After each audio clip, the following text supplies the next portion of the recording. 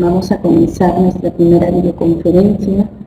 Buenas tardes con todos, estimados participantes. Bienvenidos nuevamente a su casa de estudios, la Universidad de Lambayeque, quien siempre está preocupada por mantener capacitados, actualizados a todos los docentes y más aún en meses que nos encontramos tan especiales, preparándonos para una nueva evaluación de ascenso de escala magisterial. Sabemos que con esta nueva ley de reforma magisterial, todos los docentes tenemos la oportunidad de presentarnos a evaluaciones para poder ir ascendiendo a una escala magisterial más alta de la que nos encontramos. Y en esta oportunidad, respondiendo al temario colgado a través de la página del Ministerio de Educación, iniciamos nuestro curso virtual de ascenso de escala magisterial. Esta primera videoconferencia consta en lo que respecta al conocimiento del estudiante. El conocimiento del estudiante en los aspectos psicomotor, socioemocional y también la parte moral.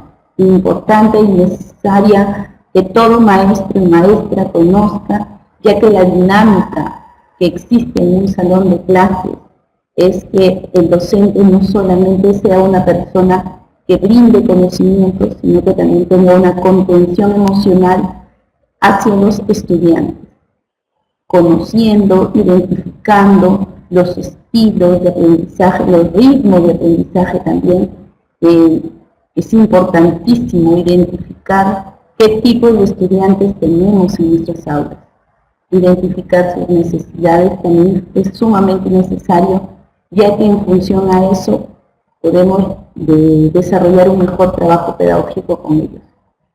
Entendamos también de que estas evaluaciones no son evaluaciones de conocimiento, sino son evaluaciones a través de casuísticas, casos que se nos presentan y que tenemos que aprender a resolverlos, no pensando como docentes, queridos docentes, sino pensando de acuerdo a las pautas dadas por el Ministerio de Educación. Es por ello que el Ministerio de Educación da un temario. Ese temario nosotros tenemos que leerlo, analizarlo y reflexionar en función a cada punto que nos da. Y en función a cada uno de los puntos que aparecen en ese temario es que vendrán las casuísticas. Nosotros no podremos desarrollar casuísticas si previamente no hemos leído la parte formativa. Entonces, en este caso, la parte formativa la comprende cada uno de los puntos del temario. El temario es muy importante y necesario tenerlo en cuenta, porque en función a ello vamos a poder resolver acertadamente cada una de las preguntas que se nos planteen en esta evaluación.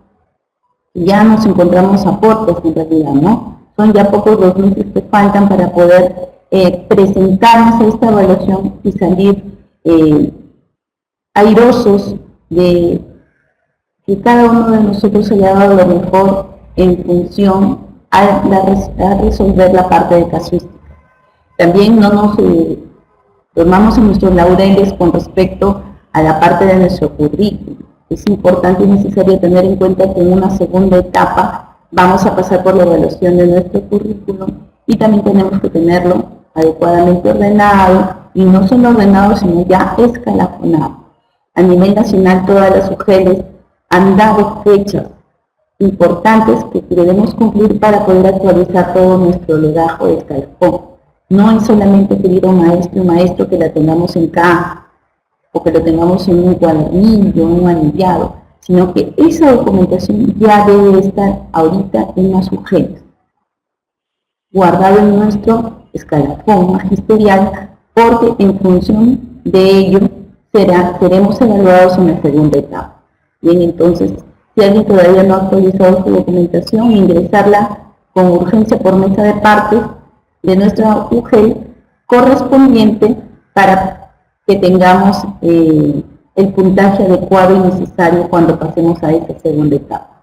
Bien, Vamos a iniciar este curso virtual de ascenso de escala magisterial 2017, indicando que es necesario también que leamos mucho la literatura de Diane Papalia. Es un libro en el cual muchas veces el ministerio se nutre para sacar preguntas de este libro tan importante como es el libro del Papal. Busquémoslo, es sumamente fácil de encontrarlo en internet y descargarlo y poder nutrirnos de esa literatura tan valiosa e importante, no solo para un determinado ciclo educativo, sino para todos los ciclos educativos. Ahí hay conocimientos para los docentes de nivel inicial, los docentes de nivel primario y secundario. Así que todos tienen a leer esa lectura adicional de la Diane Papalia. Vamos a iniciar nuestro curso haciendo un poco el análisis contenido en este libro de Diane Papalia con respecto a las etapas cronológicas. Sabemos todos, conocemos todos que los seres humanos pasamos por diferentes etapas en nuestra vida. Y en este caso las etapas cronológicas tienen mucho que ver con el tiempo, con la edad, con los meses que el ser humano va avanzando en la vida. Identificamos como una etapa prenatal a la etapa que está en el embarazo, es decir, cuando la mujer está embarazada y el bebito está dentro del vientre de la madre, estamos en una etapa prenatal. Esta etapa prenatal concluye cuando la madre da a luz al bebé. Cuando el niño sale ya al exterior del vientre de la madre, esta etapa prenatal concluye. Entonces, una etapa prenatal le podemos llamar desde el momento de la concepción del embarazo, cuando la mujer sabe que está embarazada, hasta el día que da a luz. Luego viene la etapa del neonato. ¿Qué es un neonato? Un neonato es un recién nacido. Un bebé que recién es sacado del vientre de la madre, ya sea por haber dado a luz de manera normal o por cesárea, igual es un neonato. Es un recién nacido. Este recién nacido se considera neonato hasta la 4ª semana de nacido. En otras palabras, hasta el mes de nacido se considera neonato.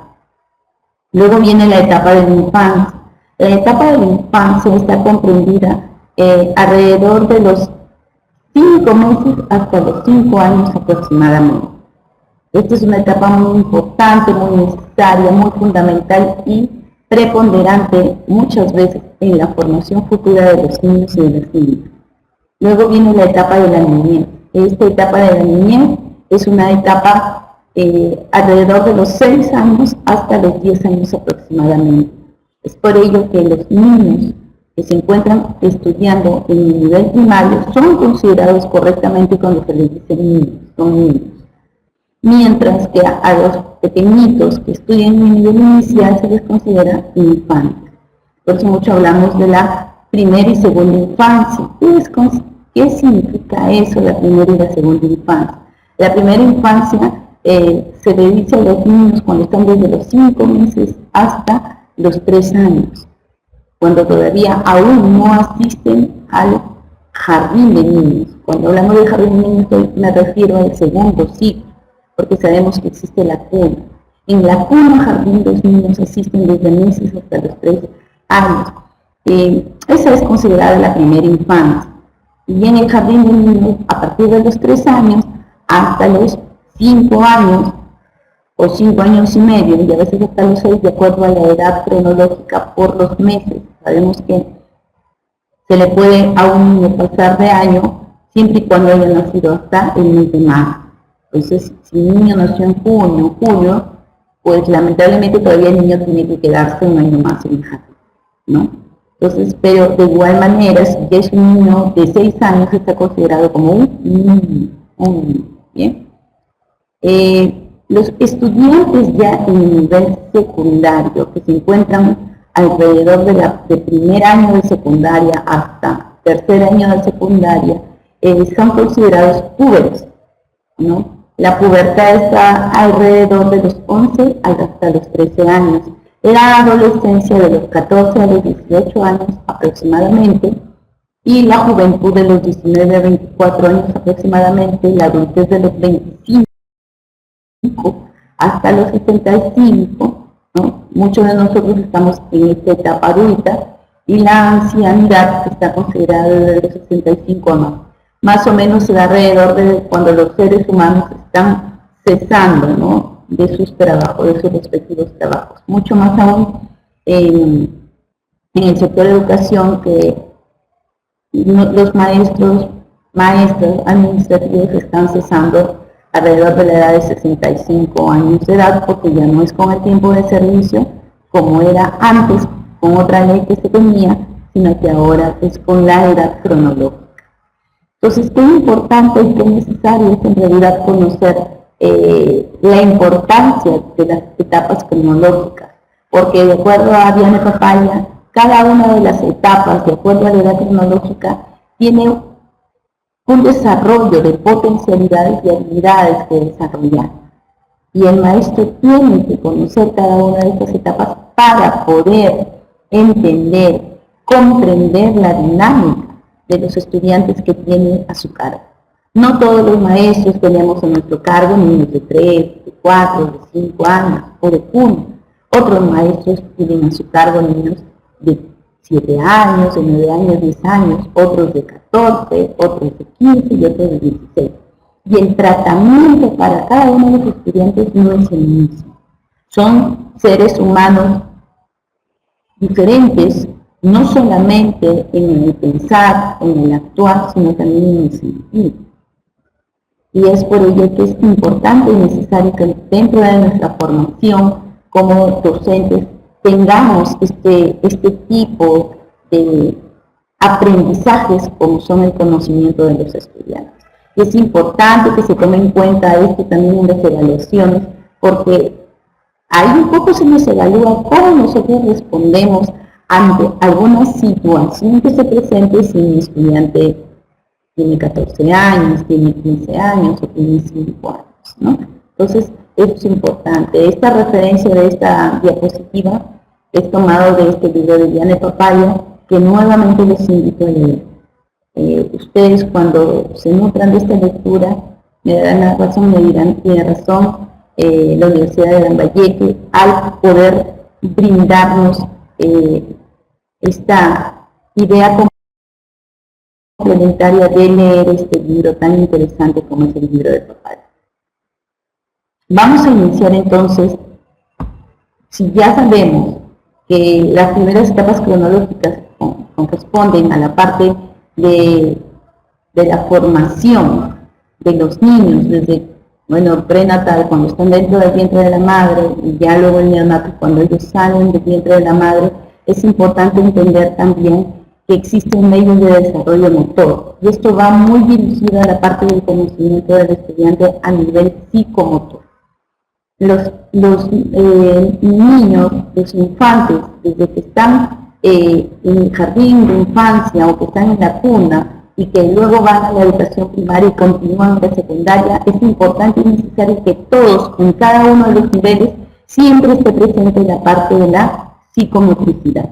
Si bien es cierto, ya en primaria y secundaria no se llama psicomotricidad, pero siguen llevando el área de educación física, que es en realidad lo mismo, ¿no? Quizás con otra denominación, pero significa lo mismo. ¿Por qué? Porque una parte importante para que todos los seres humanos podamos desarrollarnos es estar bien con nuestro cuerpo. Y cuando hablamos que estamos bien con nuestro cuerpo, no es exactamente hablar de medidas exactas o de medidas que la sociedad te da, sino de la salud misma del cuerpo, del reconocimiento que el estudiante debe tener de su cuerpo y del respeto que debe tener el niño con respecto a su cuerpo. Y estas leyes de desarrollo motor nos dan como pautas dos tipos de leyes de cómo se concibe el movimiento y el aprendizaje en todos nosotros. Sabemos de que un niño que se está moviendo o un estudiante que está en constante movimiento está aprendiendo. Cuando hablamos del movimiento es cuando están indagando, están observando, están tocando, están palpando, están aprendiendo de esa manera. Una de las leyes de este desarrollo motor, de esta parte tan importante que es el cuerpo, en los estudiantes se inicia con la ley céfalo-caudal. Cuando nos hablan de la ley céfalo-caudal, su nombre mismo lo dice, céfalo, estamos hablando de la cabeza, ¿no? Entonces, ¿qué es lo que se nos dice con esta ley céfalo-caudal? Que todas las respuestas motrices radican a través de una orden que da de parte de la cabeza. Y que a través de esa orden que se inicia en la cabeza se va extendiendo por todo el cuerpo. Entonces, es una de las leyes importantes y necesarias de conocerlas en el nivel que nos encontremos, seamos de inicial, seamos de primaria, seamos de secundaria. Eso es importante. Mientras que otra de las leyes importantes de desarrollo motor es la ley próximo-distal. Esta ley próximo-distal nos indica que las respuestas motrices se efectúan desde la parte más próxima del eje del cuerpo. ¿Cuál es la parte central del cuerpo, del eje del cuerpo? Es aquí, en el centro del tronco. Entonces, desde ahí se dan las respuestas motrices y luego se van extendiendo hacia lo largo de todas las extremidades, tanto superiores e inferiores. Entonces, qué importante y necesario identificar estas dos leyes, porque estas dos leyes nos dan, como a nosotros los docentes, comprendamos que el movimiento, la parte del desarrollo del movimiento psicomotor de los estudiantes, es importante manejarla utilizando estas dos leyes. Entonces, esto es importante. Céfalo-caudal, cabeza hacia las demás partes del cuerpo, y la ley próximo-distal desde el eje del centro del cuerpo hacia las extremidades superiores e inferiores. Si seguimos avanzando, sabemos que un punto muy importante que debemos identificar todos como docentes es identificar los reflejos. ¿Y qué son los reflejos, estimados colegas? Los reflejos son respuestas que los neonatos dan y los bebés dan en un momento para poder expresar al mundo sensaciones que el cuerpo le da. Y a mí como adulto, como docente, me permite identificar si está yendo bien el desarrollo motor de este bebé. Entonces, es importante identificar, más aún, pienso yo, los docentes del nivel inicial, porque muchas veces hay preguntas que vienen respecto a preguntas o casuísticas de tema, y se nos pueden dar este tipo de preguntas con respecto a los reflejos. Existen muchísimos reflejos, pero los más importantes son los que se identifican aquí en la diapositiva. Uno de ellos es el reflejo de Moro. El reflejo de Moro es prácticamente estimular al niño para verificar si escucha adecuadamente, cómo responde ante un sonido fuerte cerca de él. Entonces, el reflejo de Moro, la estimulación es que el bebé está cerca y se le puede hacer una palmadora fuerte o un ruido fuerte para ver cuál es la respuesta que el niño da. Y la respuesta, vamos a decir, que me indicaría que su desarrollo es correcto, es que el niño extienda las piernas y los brazos, así como cuando nosotros estamos y estiramos nuestros brazos, nuestras piernas, y nuestros dedos los abramos. Eso los bebés tienen que hacer eso. Este reflejo de Moro se realiza ubicando al niño boca abajo. ¿Okay? Boca abajo, como les decía, se le hace como una palmada, un sonido fuerte cerca de su orejita, para ver qué respuesta da.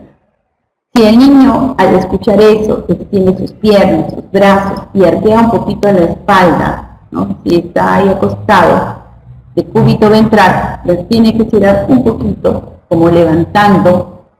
Esto me da una indicación a mí, como especialista, ya sea docente. También les comento que estos ejercicios los hace el mismo pediatra o a veces hasta los neuropediatras para ver el desarrollo que está teniendo este bebé.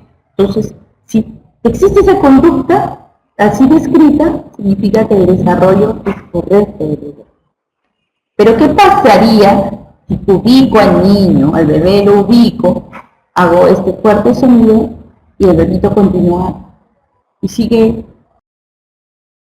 inmóvil ante este estímulo? Significa que el niño puede tener algún tipo de problema, ya sea auditivo o quizás alguna falta de tonicidad en el cuerpo que le impide estirar los brazos o los dedos.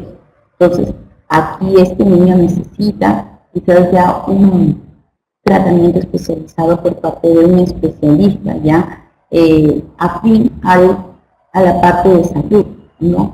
Por eso es que a veces vemos mamás que asisten mucho a los centros de salud o a los hospitales llevando a terapia a los niños, porque este reflejo nos permite identificar y conocer cómo está siendo la evolución y el desarrollo de los bebés.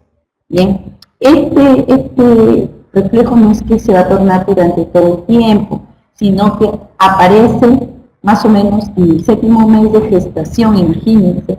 Por eso es que muchas veces hay mamás que cuando están embarazadas y escuchan un sonido fuerte dicen, se movió el bebé, ¿no? Porque lo normal es que el bebé desde el vientre de la madre haga estos movimientos. Pero cuando en realidad nosotros como profesionales o especialistas lo podemos verificar es cuando ya el bebé está fuera. Cuando el bebé le podemos hacer este sonido y él está cerca para escuchar este sonido. ¿Bien? Este reflejo más o menos desaparece en el 3er mes de nacimiento. Luego, otro de los reflejos importantes es el reflejo de presión. Algunos lo llaman el reflejo darwiniano, pero más desconocido como reflejo de presión, cuando los bebitos siempre estamos viendo de que están con las manitos abiertas y se les coloca así algo en la palma de la mano, ya sea un dedo de nosotros o algún objeto. ¿Qué hacen los bebés? Al toque hacen esto, ¿cierto? Aprietan el puño, como queriendo coger lo que pueda estar ahí, rozando su palma de su mano. Entonces, si el bebé hace ese reflejo, es decir, aprieta el puño, significa que su desarrollo en ese aspecto está correcto.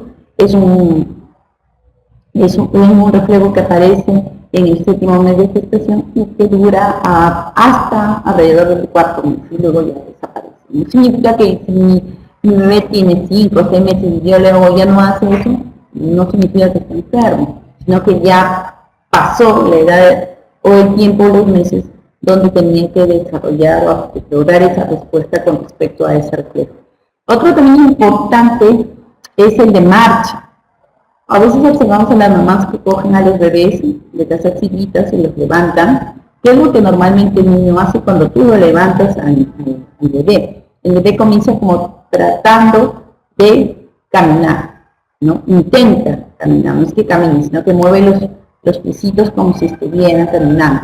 Entonces, este reflejo es muy importante, que se trabaje para verificar cómo está la tonicidad de los músculos inferiores o de las extremidades inferiores del bebé, ¿no? Luego se va observando de que ya no solamente es levantarlo, sino ponerlo en una parte, una superficie para que el bebé con los pies descalzos pueda tocar, y lo correcto, lo normal, vamos a decir así, dentro de su desarrollo es que él haga las veces de movimientos como que está caminando, ¿no? Entonces, eso de la edad de aparición está desde el 1er mes y acaba más o menos el 4º mes. Otro importante también es el reflejo de búsqueda. Este reflejo de búsqueda es un reflejo donde el niño se le roza la mejilla o el labio inferior del bebé, así, ¿no? Le rozan despacito. ¿Y qué es lo que hace el bebé? El bebé, por una cuestión de sensación de este estímulo dado, piensa que la mamá le va a dar su pezón para alimentarlo. Entonces, el bebé en este reflejo de búsqueda gira la cabeza y abre su boquita como queriendo succionar.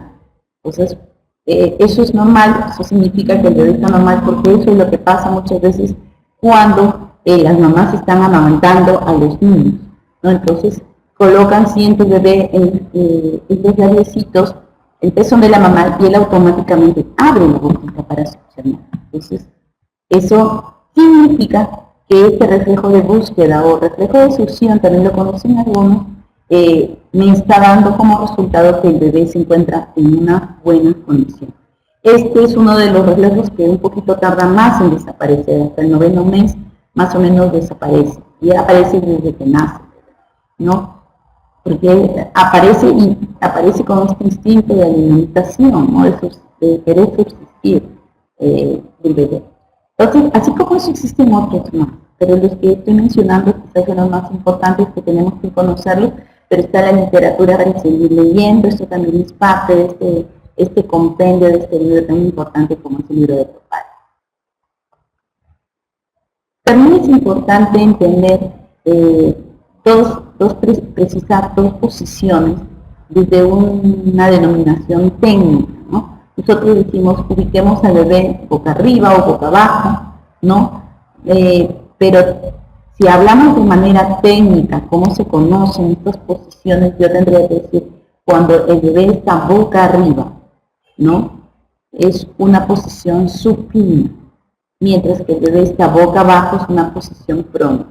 ¿Sí? Entonces, puede que en las evaluaciones no nos digan está ubicado de una ubicación o una posición boca arriba, boca abajo, sino está en una posición supina o una posición prona. Entonces yo tengo que identificar y relacionar estas denominaciones técnicas que como docentes tenemos que conocer.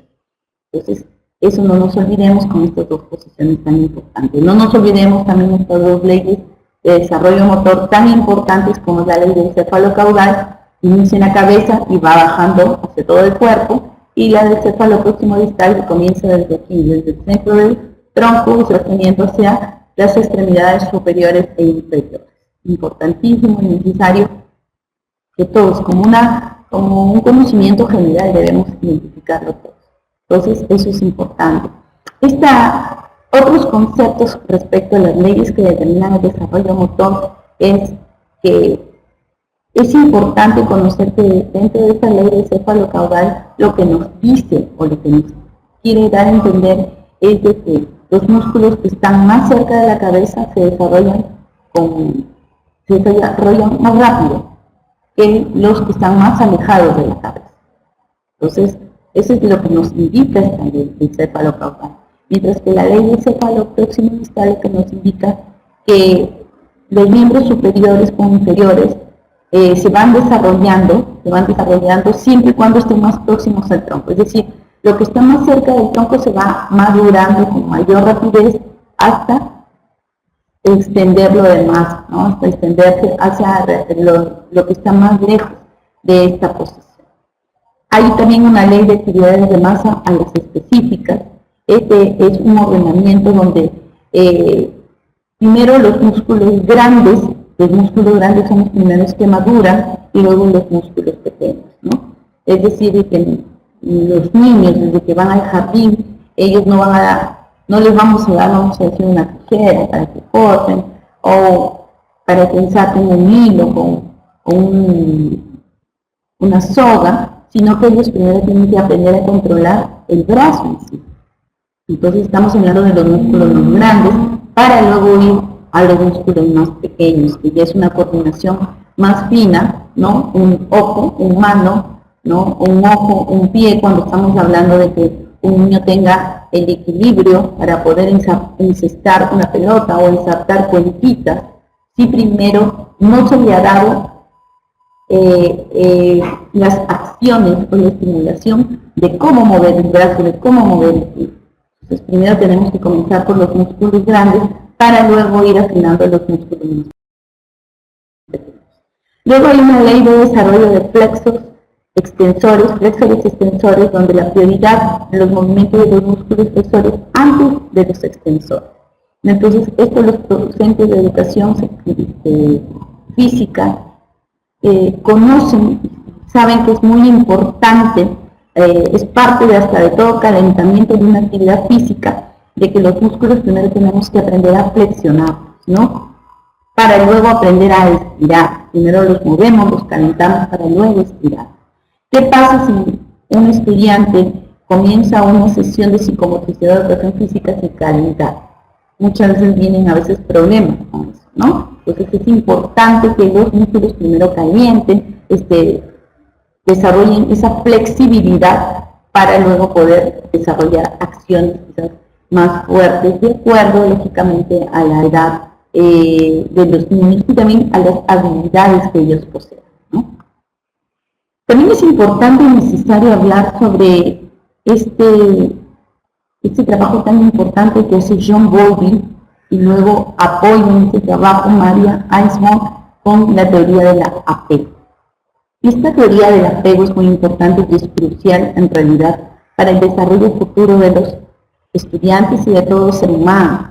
Se dice que nosotros, como adultos, somos personas seguras o inseguras, desordenadas o desorganizadas en función al tipo de apego que hemos desarrollado en nuestra infancia. Entonces, eso es importantísimo conocer. Maria Eisenberg es una discípula de John Bowlby, quien en 1978, dentro de sus estudios, dentro de esos estudios que realizan siempre los psicólogos, los neuropsicólogos, hace un estudio donde participan mamás y niños para ver cuáles son las respuestas ante la partida o que la mamá desaparezca de ese espacio donde está el niño. Entonces, ¿qué pasa? De que ya John Bowlby había hablado del apego, de la importancia del apego. Era importantísimo que los niños identifiquen y reconozcan a una persona a quien definen no solamente seguridad y confianza, sino sobre todo que le transmite amor.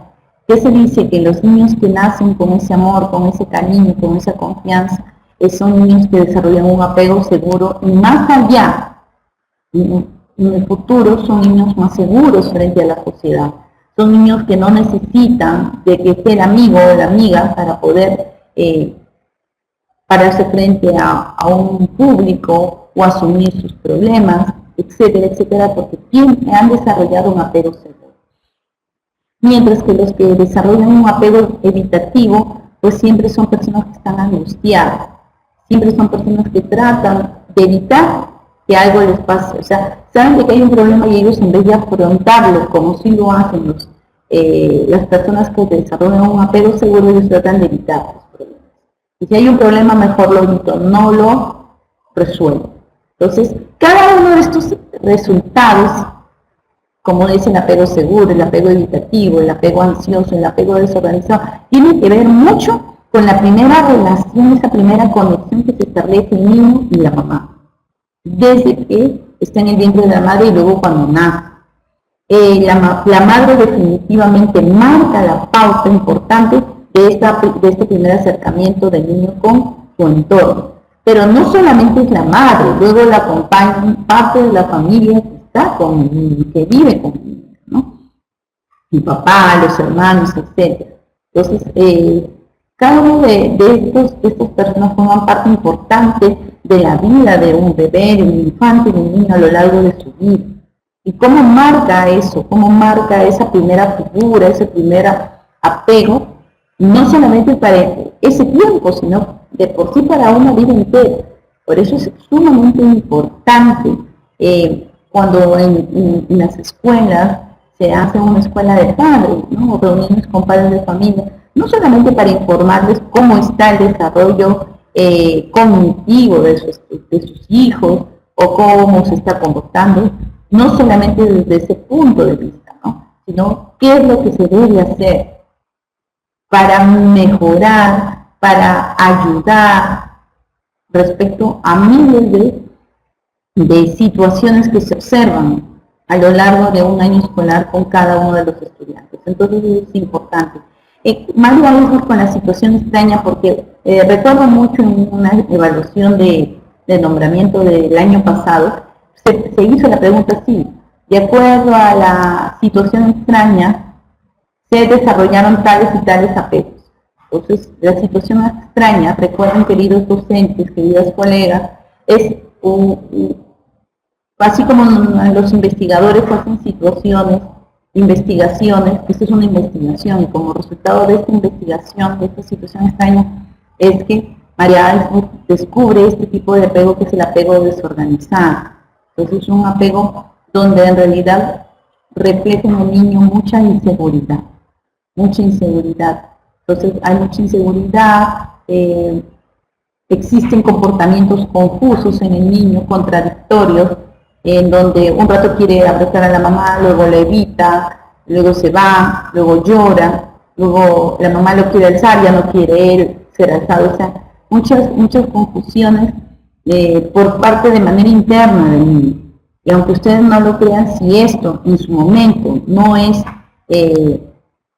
observado, visto, analizado y apoyado desde un punto de vista psicopedagógico y psicológico, va a ser un niño que mañana más tarde no tenga comportamientos claros dentro de un aula de clases, dentro de su sociedad, y sea quizás una persona luego que tenga múltiples problemas, ¿no?, de comportamiento, que no se sepa comportar en ciertos momentos, en ciertos lugares, ¿no? A veces observamos en las aulas, ya quizás en aulas de primaria, en aulas de secundaria, estudiantes que a veces no saben relacionarse positivamente con sus demás compañeros. Y esto muchas veces es porque han desarrollado en su infancia estilos de apego inadecuados, ¿no? Y que si no fueron abordados y solucionados en su momento, definitivamente va a haber problemas en el futuro. Va a haber problemas no resueltos que mañana, más tarde, traen diversos tipos de consecuencias. Entonces está la escuela para apoyar, para ayudar a descubrir y luego a dar una contención emocional, no solo al niño, sino a la familia que también lo necesita, para que pueda ayudar, no para que pueda contribuir. Aquí un poquito en esta diapositiva, para que todos ustedes lo observen, se dan algunas conductas relacionándoles con un tipo de apego, para que así, si a nosotros nos corresponde, nos dan algún tipo de casuística, nosotros podamos identificarnos. Si dice Gloria juega y explora de manera libre, cuando está su madre cerca, responde de manera entusiasta, y cuando ella regresa y se va, o sea, María sigue igual, ¿no? Perdón, Gloria. Gloria es una niña que está jugando libremente, la madre la observa desde lejos, no está muy cerca, ella está un poquito lejos cuidándola, y Gloria se siente cuidada por la mamá. Pero seguramente en algún momento la madre desaparece porque va a hacer algún tipo de actividad, qué sé yo. Gloria sabe que su mamá está ahí cerca, sabe y tiene la seguridad que su mamá en cualquier momento, si ella lo necesita, su madre regresará, así que ella solamente observa que no está y continúa su juego. Y cuando la mamá nuevamente aparece en escena, Gloria sonríe y se siente contenta, ¿no?, de ver a su mamá. Y listo. ¿Cuántos niños observamos de esa manera? Esa respuesta significa que este niño o esta niña está creciendo en un ambiente de seguridad.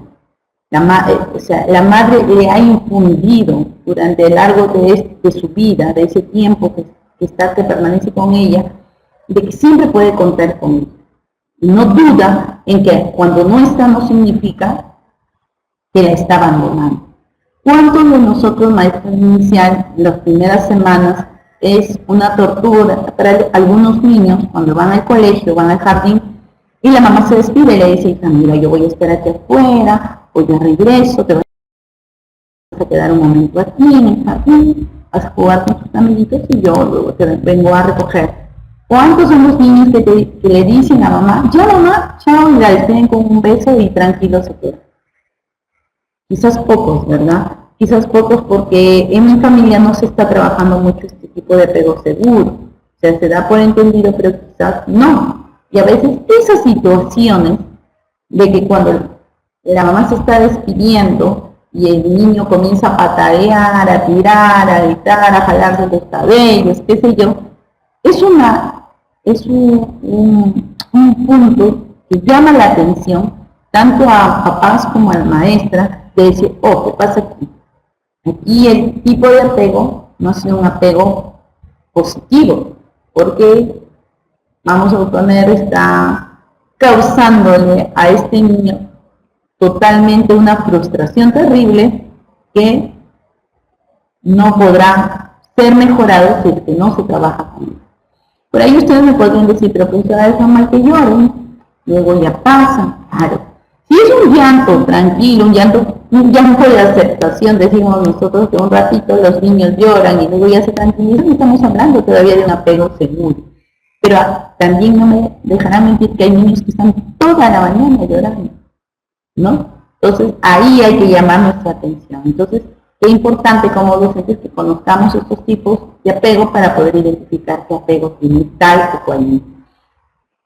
En este apego evitante, dice, cuando la madre está en regresa, él no hace contacto visual con ella ni la saluda. Es casi como si no notara su regreso. ¿Qué pasa aquí? Imaginemos este mismo caso y con Gloria. Gloria, una niña que llega al jardín, que es recibida con mucho cariño por sus maestros de nivel inicial, que quienes le dan un beso, un abrazo y le dicen, ¿qué tal? ¿Cómo estás? Bienvenida, Gloria. Bienvenida a tu jardín. Aquí vamos a jugar. ¿Qué te parece tu jardín? Etcétera. Y le dicen, mira, Gloria, tu mamá va a salir un momentito, pero luego regresa. Y Gloria acepta, le da un beso y se va. Y quizás por ahí bota algunos laguitos, pero luego ya con las indicaciones y palabras que todo docente de nivel inicial tiene siempre, la niña se tranquiliza. Ahí estamos hablando de un apego seguro. Pero ¿qué pasa aquí? ¿Qué pasa? Sí, Carlos, así es, no te preocupes, todas las diapositivas estarán ahí durante todo este curso para que ustedes los vean, no te preocupes. Entonces, ¿qué pasaría si Gloria no llora? ¿No? Va a su mamá, no llora, sigue, y uno dice, bueno, Gloria hay un apego seguro porque está tranquila, no ha llorado. Llega la mamá a recogerlo y Gloria ni la mira, como que estuviera molesta. ¿Okay? Como que estuviera molesta, la docente le dice, mira Gloria, le digo tu mami, recibirá con un fuerte abrazo, y Gloria indiferente. Si Gloria hace eso, o sea, si Gloria no establece ese contacto visual, si Gloria no corre los brazos de mamá, pues ustedes han visto cuando se abren las puertas del nivel inicial, los niños corren a abrazar a sus papás, o sus mamás, o quienes los recogen, porque esa es la alegría. Pero ¿qué pasa con esta niña que indiferente, es más, no mira a la mamá y se va? Estamos hablando de un apego evitante. Y esto muchas veces nos dan líneas o pautas e indicaciones de que en casa a Gloria ni caso le hace. Y cuando Gloria pide algo, la mamá lógicamente le dice, ahí está, o toma, y no se preocupa ni por ver a su niña, ni atenderla, vamos a decir, cara a cara frente a frente. O sea, entonces le dice, Gloria, levántate, acá está, vamos, te voy a cambiar, acá está tu comida, come, yo me voy cambiando. Entonces, Gloria se siente ignorada. Y no es que hay un apego seguro porque no lloró, sino porque en realidad el llanto no le va a servir, porque Gloria sabe que así llore, nadie le va a hacer caso, porque eso lo guardó como aprendizaje. Y ella se está formando con un tipo de apego evitante, donde evita. Y seguramente son de esos niños que observamos en el jardín que no quieren socializar. Es normal, el egocentrismo a nivel inicial es normal, pero tenemos que ir viendo como docentes si eso es parte del egocentrismo o es una cuestión de evitar, porque hay un tipo de apego evitante en este caso. Recuerden, queridas maestras y maestros, que como docentes no podemos decir es así, no solamente con una oportunidad que digamos, sino que deben existir reiteradas situaciones que a mí, después de un análisis, me llevan a decir, esto pasa.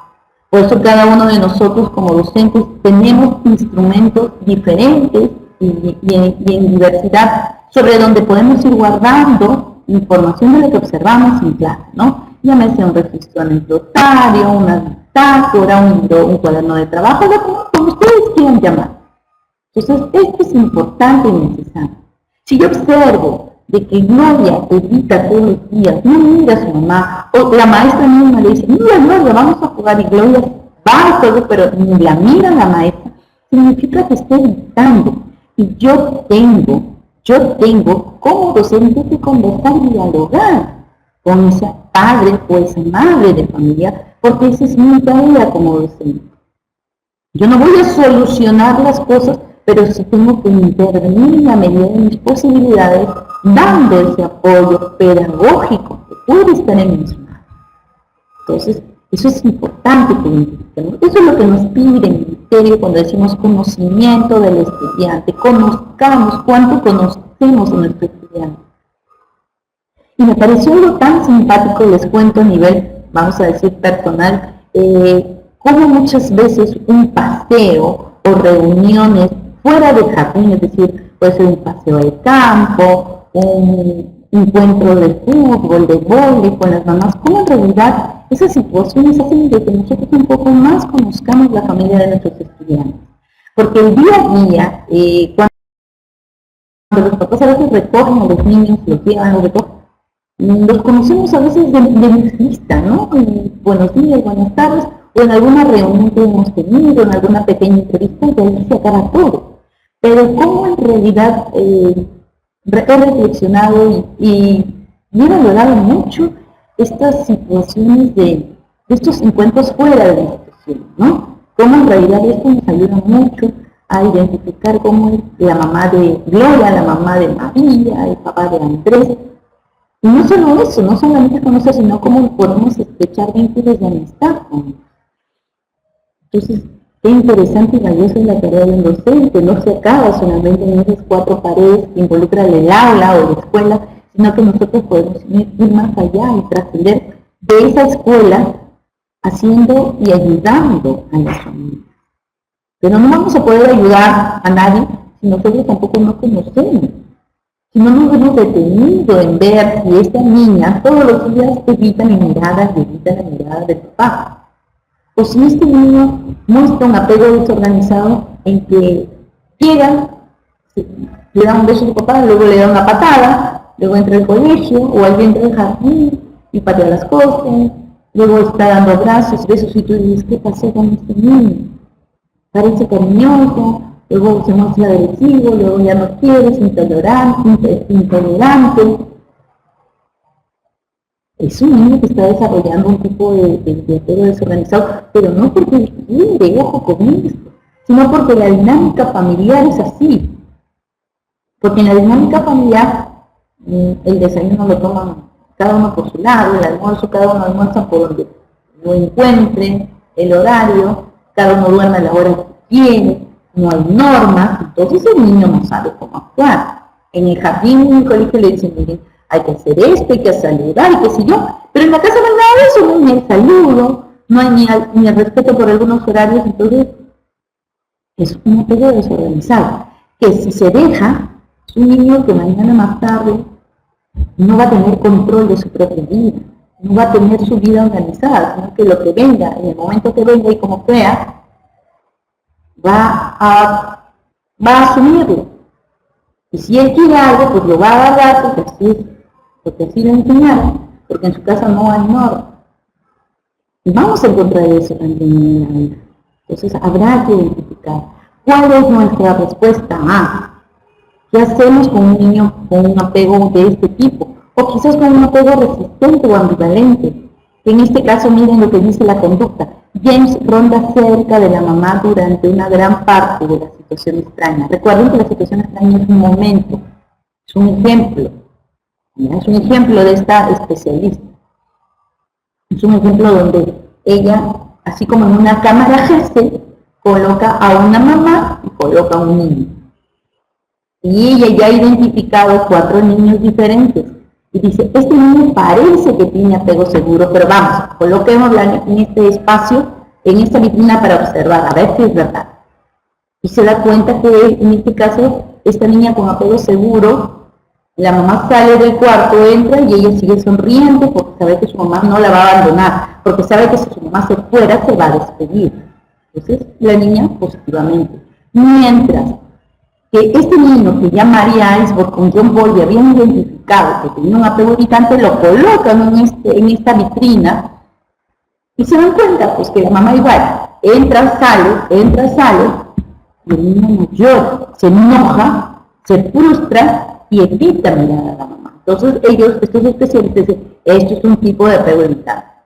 Mientras que colocan a otro niño en este caso le pone un James, y está ahí, la mamá está ahí sentada un rato, y él está dando vuelta, vuelta, vuelta, como que fuera como un animalito que está cuidando de que no se vaya su mamá. Le está cuidando, mirando, pero no interviene, solamente le está mirando. Y cuando la mamá se va, él en realidad lo que hace es mostrarse enojado, alterado. Entonces, estos especialistas dicen este tipo de acción de niño con apego resistente. Mientras que el otro, un niño ya ubicado como un apego desorganizado, sus acciones son de que la mamá está ahí, la abraza, la besa, la mamá desaparece, regresa, y el niño le pega, le grita, llora. O sea, el niño no sabe cómo actuar. Y ese no saber actuar, María algo lo ubica como un apego desorganizado, desorientado. No sabe qué hacer. Y cada uno de estos apegos un poco que define cómo es el futuro de estos niños si es que no se resuelve ese tipo de apego. ¿Cuántas personas, cuántos adultos no han resuelto el tipo de apego que hemos tenido? Por desconocimiento, por descuido, por muchas situaciones. Cierto, correcto. Los apegos marcan la vida de nosotros. Entonces, como maestras de nivel inicial, de nivel primario, de nivel secundario, tenemos que identificar, este niño tiene un apego seguro, no seguro, desorientado, evitante. Entonces, ¿qué hago yo como maestro? Bueno, pues ya lo identifiqué, cruzo mis brazos y sigo a ver otro niño que tiene. No es eso.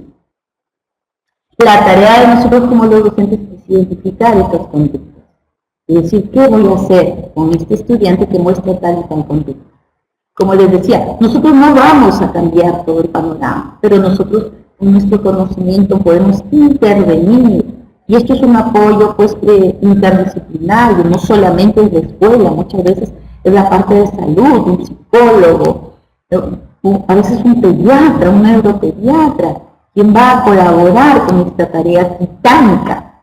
Porque recuerden que si un niño tiene esto, pues quizás se podrá mejorar. Pero ¿qué pasa si ya es un jovencito? ¿Qué pasa si es un adolescente? ¿Qué pasa si es un puber? O sea, hay mucho más de trabajo que eso. Eso no significa que no se pueda. Entonces, qué importante que nosotros identifiquemos y conozcamos eso. Qué importantes son los tipos de... Y solamente pensaban que era para la persona de nivel inicial.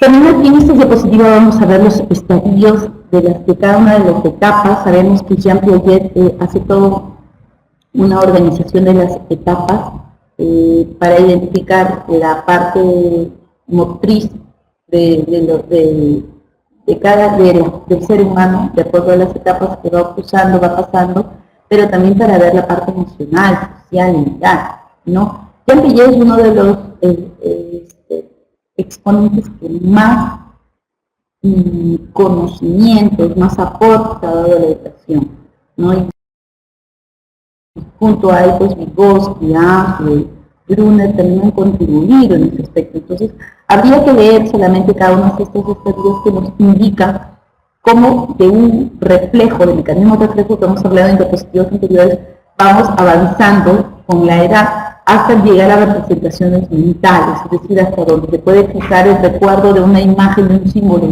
¿no? Y esta etapa sensoriomotora se da desde los 0, desde que el niño nace, hasta los 24 meses, es decir, hasta los 2 años. Pero ¿qué pasa luego? ¿Qué pasa después de eso?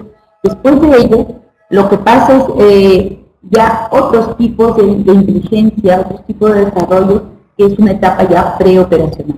Lo que hemos visto en la diapositiva anterior es una etapa sensorial, ¿okay? Luego viene la etapa preoperacional, luego la de operaciones concretas y luego la de operaciones formales.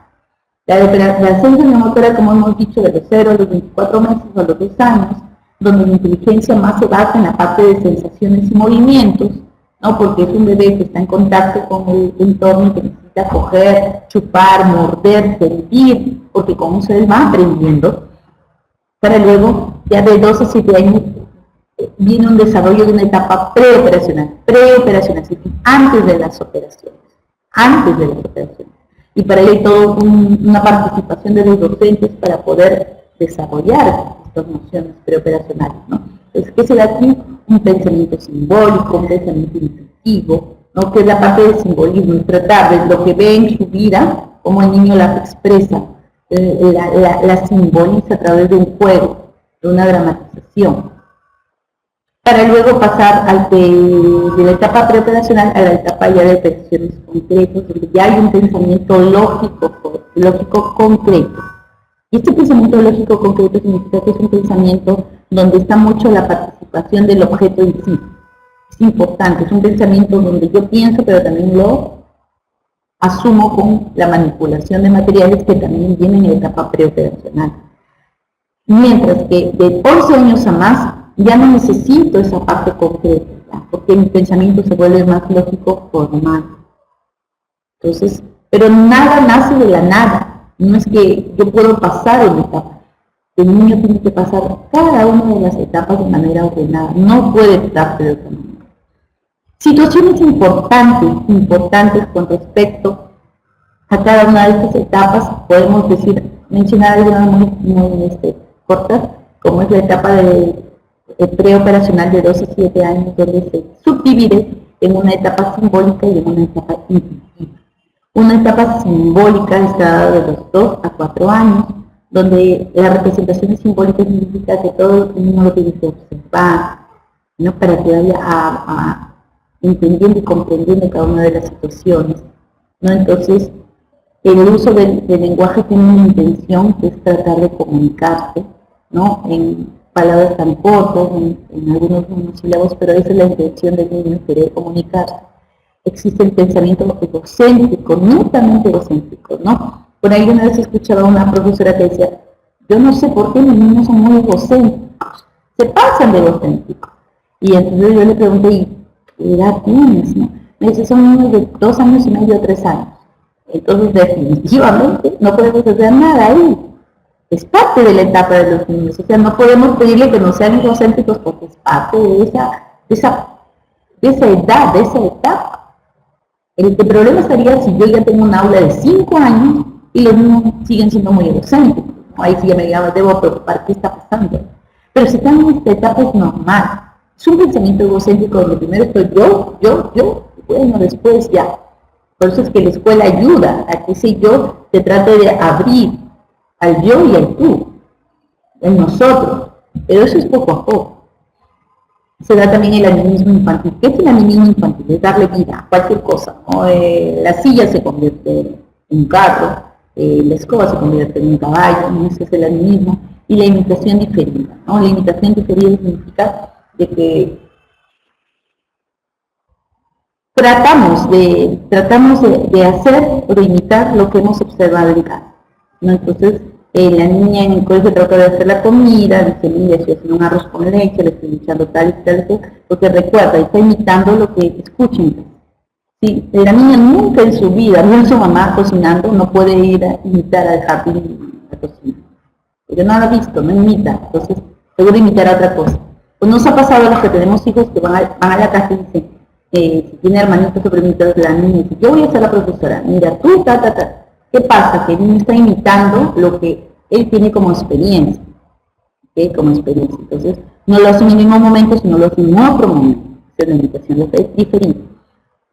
Y luego viene de 4 a 7 años la subetapa intuitiva, en donde se da el razonamiento transductivo, ¿no? El razonamiento transductivo, la centración y el pensamiento irreversible. Para cada uno de ellos hay unas diapositivas interesantes que ya les vamos a pasar para que ustedes vayan verificando.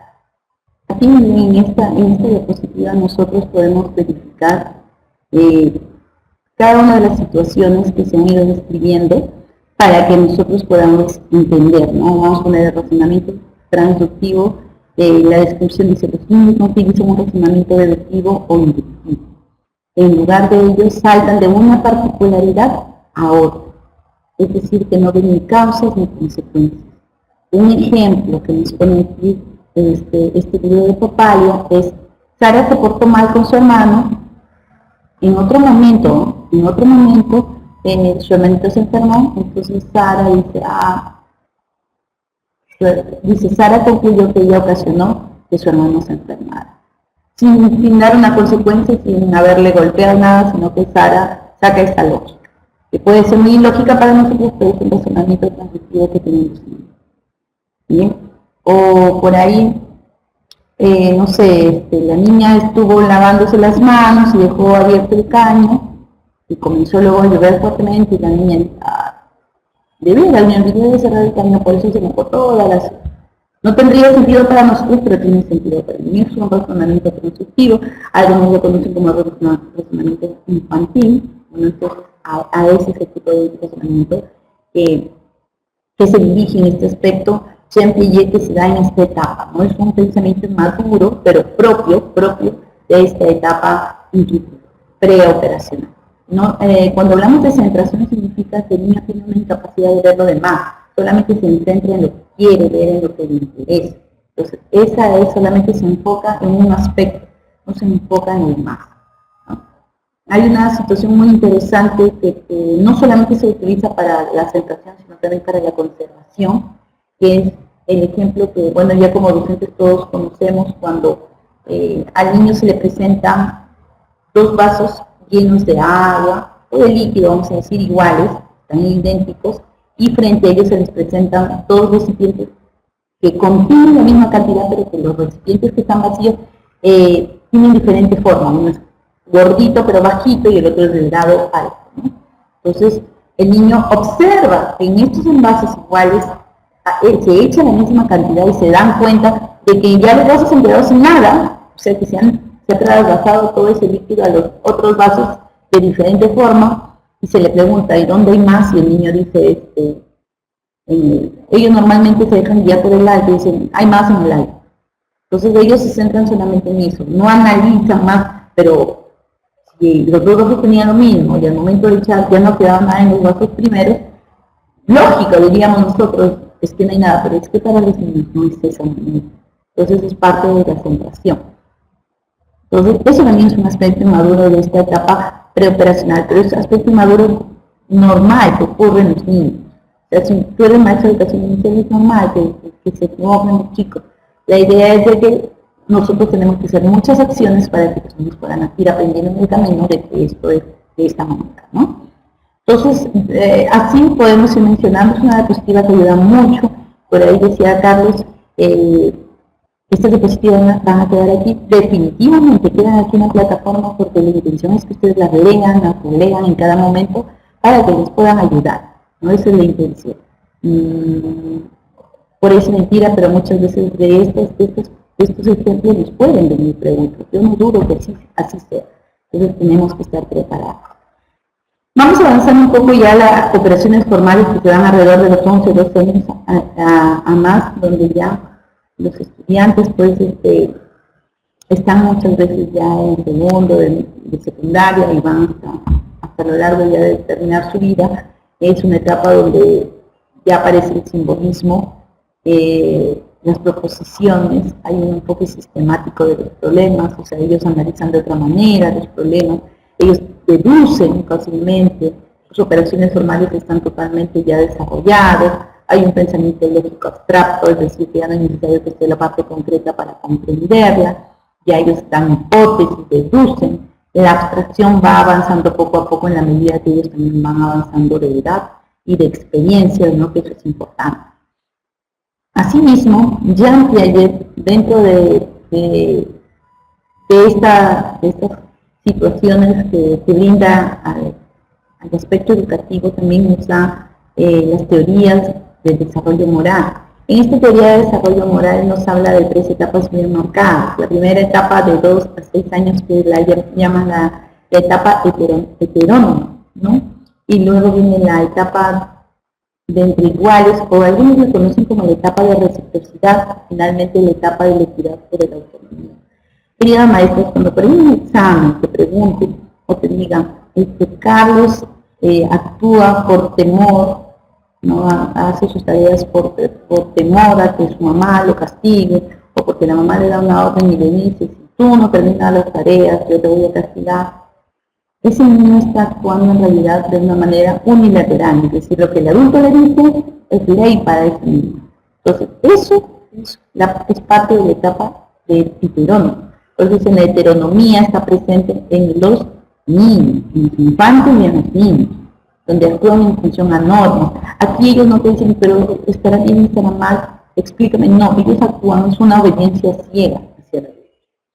Luego viene la etapa de reciprocidad, donde este está dando entre los 7 a los 11 años, casi toda la primaria y inicio de la secundaria, donde aquí mucho tiene que ver la parte de los amigos, de la parte social que desarrollan de los niños y las niñas, los acuerdos que entre ellos dan. Entonces, si ustedes tienen esos tipos de estudiantes en estas edades o hijos, siempre van a escuchar, es que mi amiguito me dijo, es que hemos acordado esto, mamá, es que el grupo dice tal cosa, porque en realidad ya no es la palabra de la mamá o del adulto, es ley como si se hacía en la parte heterónoma. Aquí la palabra o la ley es de los amigos, el grupo, lo que dice el grupo. Y finalmente la etapa de la autonomía o equidad, donde aquí ya por la misma capacidad y desarrollo evolutivo, los niños sienten este amor, esta solidaridad y esta compasión por el otro, ¿no? Esto lógicamente en la medida también de cuántas experiencias positivas tienen a lo largo de su vida, pero eso es lo normal, que a partir de los 12 años ya no solamente es lo que dice el grupo, sino lo que yo digo, lo que yo pienso, qué opino, ¿no? Ya viene la parte de la toma de decisiones propias, ¿no? Ya no solamente se dejan guiar por el grupo, sino que también es importante lo que yo pienso en función a mis experiencias, a mi crianza, etc. Entonces, eso es importante, cómo se inicia este desarrollo moral de acuerdo a Jean-Piaget por la moral de obligación y termina con una moral de equidad a través de la autonomía. Otra situación importante que se da es sobre David Elkin, y esto ya está dirigido un poquito más para los maestros de educación secundaria. Identifica 6 comportamientos o actitudes inmaduras de los adolescentes, en donde los adolescentes de por sí tienen como características principales ser idealistas, ¿no? Ellos idealizan, tienen sueños, siempre tienen la tendencia a la crítica, y no muchas veces a la crítica constructiva, sino a la destructiva. También la tendencia a discutir con los adultos, es decir, que siempre como que ellos se están midiendo con el adulto, con el papá, con la mamá, con el maestro, para que ellos siempre tengan la razón. Son indecisos a su vez, son un poco hipócritas, ¿no? Por querer quedar bien con otros, se muestran a veces con signos de hipocresía. Desarrollan poco a poco la autoconciencia y en algunos casos, cuando ellos sienten que están perdiendo, pues ellos se ponen en el caso de que nadie los quiere, que están invulnerables hacia los demás. Entonces, ellos se crean estos 3 tipos de formas de pensar, que es la invulnerabilidad, donde ellos se creen que son lo máximo, viven su vida al límite, ellos siempre dicen, a mí no me va a pasar nada, pero su antítesis es al contrario, la fábula personal, donde ellos dicen de que nadie los entiende, ¿okay? Que nadie los entiende, que ellos nadie los va a ayudar, que ellos tienen problemas, se funden en sus problemas muchas veces, tienen que sus problemas son los problemas más grandes que nadie los puede tener, o sea, esos problemas nadie los puede solucionar, a ellos les pasa lo peor del mundo, ¿no? Y en otros casos el teatro individual o la audiencia imaginaria, donde el adolescente siempre se siente en escena, ¿no? Ellos se sienten de que deben ser el foco de atención y tienen que estar siempre listos, siempre arreglados, siempre al día, porque todos los van a ver y ellos no pueden darse el lujo de verse mal, ¿no? Y eso también tiene que ver mucho con la sociedad, más aún con una sociedad llena de selfies, llena de donde la belleza mucho imprime la forma de cómo vamos a ser aceptados. En realidad en ellos vamos a decir, repercute con mayor fuerza. Entonces es importante que padres y maestros siempre estemos acompañando esta parte tan importante como es la adolescencia, ¿no? Donde hay muchos cambios, desde los cambios hormonales hasta los cambios psicológicos. Pero también a su vez aparece esta doctora llamada Carol Gilda, donde mientras que David Elkin hace este análisis de los adolescentes, donde hace más estudios, les cuento, con hombres, con varones. Carol Leipzig hace también este estudio con adolescentes, pero con mayor población femenina, ¿no? Donde identifica de que también existen tres fases de desarrollo moral desde el punto de vista de Carol Gilligan, donde ella habla de una primera etapa donde se ve mucho la parte de egoísmo, ¿no? Donde la atención es para uno mismo, y luego viene la etapa del altruismo, que es el tú y el yo, nos ayudamos, donde se asumen responsabilidades, para luego hacer un tercer nivel donde ya no solamente yo y tú nos ayudamos, sino de que cada uno debe asumir su responsabilidad. Porque en la segunda etapa de tú y yo nos ayudamos aparece mucho el altruismo, en las mujeres, más que en los hombres, donde siempre somos más empáticas. A nivel de estudios se dice que la mujer es más empática, el dolor, la responsabilidad que es varón. Entonces, esta etapa segunda del altruismo ya cambia, y en la etapa de responsabilidad ya no solamente es ser altruista, sino que cada uno tiene que asumir sus responsabilidades desde el punto de vista y educación que tiene en su vida. Entonces, eso es necesario e importante. Vamos a concluir finalmente viendo unas casuísticas. Les comento que estas casuísticas están resueltas ya a nivel de evaluación. Ustedes las van a encontrar también como parte de las preguntas del primer simulacro de evaluación. Ustedes dentro de la plataforma tienen simulacros de evaluación para que ustedes también vayan practicando con casuísticas relacionadas al módulo que se está llevando. En este caso, esta primera semana estamos llevando conocimiento del estudiante. Aquí un poquito para los maestros y maestros de nivel inicial, se dice, aunque un niño de 5 años pueda decirnos cuántos hermanos tiene, quizá no pueda decirnos cuántos hermanos y hermanas tienen sus hermanos. Qué interesante, ¿no? O sea, los niños no pueden, les puedo contar, a ver, Pepito, ¿cuántas hermanas tiene? Tengo 2. ¿Y cuántos hermanos son? Y Pepito, ¿y cuántos hermanos tiene tu hermano? O tus hermanas, Pepito, ¿qué cosa? Eso no entiendo. Entonces, ¿por qué se da eso, queridos colegas? Porque dentro de esta etapa de 5 años, que es una etapa preoperacional, aún todavía como parte de este desarrollo maduro, que es propio de esta etapa, todavía el pensamiento es irreversible. ¿Okay? Es irreversible, es parte de la etapa preoperacional o del estadio preoperacional.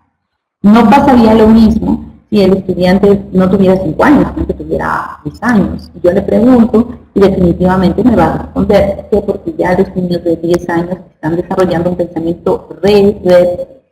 Bien, entonces, eso es importante identificar con la edad en que se encuentran los estudiantes. Vamos viendo este inicio. Cuando un estudiante fue muy temprano a clases, todos los días llevados por su madre, quien lo deja en la puerta del colegio, pero no se cerciora según docente ha recibido a su hijo. O sea, es una madre un poco descuidada, ¿no? María, la maestra, nota que Juan está llegando al colegio con moretones en los brazos, y en sus actividades se muestra inseguro. Cuando se le pregunta, menciona que se ha portado mal y que su papá lo ha castigado. O sea, por eso aparece con los moretones Juan, porque dice que se ha portado mal. Su papá lo ha castigado. Y cuando se le pide que dibuje a su papá, a él será su papá, este lo hace de mala gana y siempre lo pinta de negro. Cuando el papá o la mamá lo recoge, Juan se alegra, seguramente porque ve a sus papás, pero luego se enoja. Qué raro, ¿no? Se alegra, se enoja. Luego tiembla de miedo y en silencio se va con su madre. Qué raro, ¿no? Entonces, lo recibo, hay indiferencia por parte de la mamá, el niño está siendo agredido físicamente por lo que se ve con los moretones, no hay, aquí definitivamente no hay paciencia por parte de los papás por nada del mundo, y se evidencia en el gráfico, ya hay un módulo donde se les explica un poco los niveles de